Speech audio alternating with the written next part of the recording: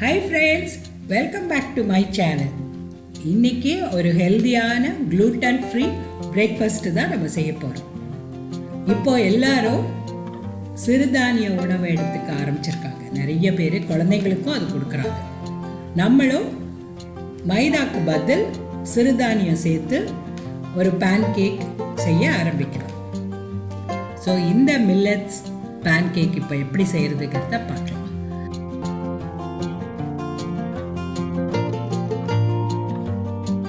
இதுக்கு தேவையான பொருட்கள் எல்லாம் எடுத்து வச்சிருக்கோம். நான் ஒரு முட்டையும் பட்டர் மில்க்கும் சேர்த்து செஞ்சுருக்கேன். நீங்கள் முட்டை சேர்க்க வேண்டான்னு விருப்பப்பட்டால் 2 கப் பட்டர் மில்க் எடுத்துக்கலாம். ஆனால் முட்டையில் ப்ரோட்டீன் இருக்கிறதுனால குழந்தைங்களுக்கு டெஃபினட்டாக நீங்கள் முட்டை சேர்த்தே இந்த பேன்கேக் செஞ்சு கொடுக்கலாம். ஸோ முட்டையை நல்லா பீட் பண்ணிவிட்டு அதில் 1 கப் எனி மில்லட், எந்த மில்லட் ஃப்ளார்னாலும் சேர்த்துக்கலாம். சேர்த்துட்டு கொஞ்சம் உப்பு சேர்த்து கொஞ்சமாக பட்டர் மில்க் சேர்த்து மிக்ஸ் பண்ணணும். மோரை நல்லா நான் கடைஞ்சி வச்சுருக்கேன், தயிரை எடுத்து. நீங்கள் அப்படியே தயிராக கூட சேர்த்துக்கலாம்.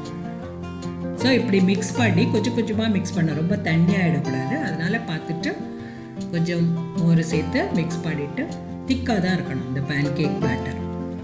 ஸோ இது மாதிரி நல்லா திக் ஆனதும் இது மாதிரி கெட்டியாக இருக்கணும். உங்களுக்கு ஊற்றுறதுக்கு கொஞ்சம் கெட்டியாக இருந்தால் தான் நல்லாயிருக்கும். இதுக்கு கூட நீங்கள் 1/2 டீஸ்பூன் பேக்கிங் பவுடர் இல்லை பேக்கிங் சோடா எது வேணும்னாலும் சேர்த்து மிக்ஸ் பண்ணி கொஞ்சம் நேரம் மூடி வச்சிடலாம்.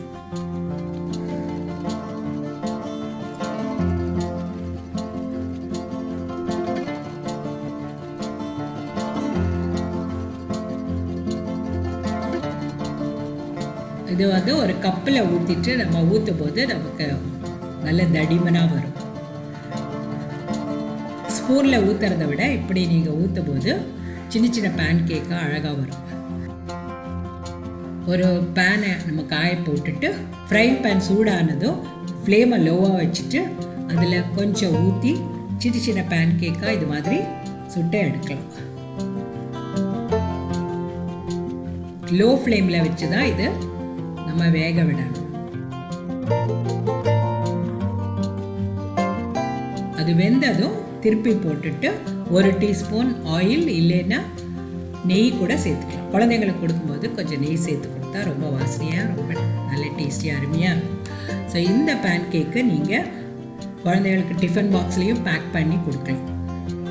எந்த சீசனல் ஃப்ரூட்ஸு கிடைக்குதோ, மேங்கோ, பனானா இல்லை ஸ்ட்ராபெரிஸ் இருந்தால் கூட அதுக்கு கூட ஹனியும் சேர்த்து நம்ம கொடுக்கலாம். நம்ம பேன்கேக் மாவில் சீனி சேர்த்து மிக்ஸ் பண்ணலை, அதனால் இது ஹனி வேண்டான்னு நினச்சிங்கன்னா டயபெட்டிக் ஃப்ரெண்ட்லியாகவும் இதை வயசானவங்களுக்கும் இது கொடுக்கலாம். ரொம்ப சாஃப்டாக ஃப்ளஃபியாக ரொம்ப டேஸ்டியான இந்த பேன்கேக்கு டெஃபினட்டாக நீங்கள் செஞ்சு பார்த்துட்டு உங்களோட கமெண்ட்ஸ் எனக்கு எழுதுங்க. And Kamalawin Kitchen க்கு subscribe பண்ணுங்க. Thank you. Enjoy.